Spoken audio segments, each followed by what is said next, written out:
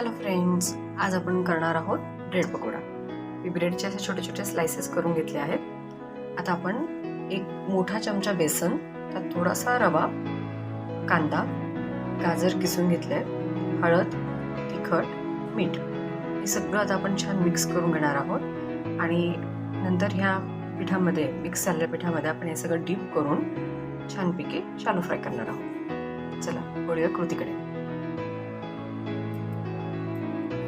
पाहू शकता अशा पद्धतीने आपण हे बॅटर मिक्स करून घेतलं आहे। आता याला हे अशा पद्धतीने कोटिंग करून आपण शालो फ्राय करायला ठेवूया। थोडासा पुदिना, कोथिंबीर, ओवा आणि मस्तपैकी छोटीशी अगदी तीळ असं सगळं टाकून घेतलं होतं।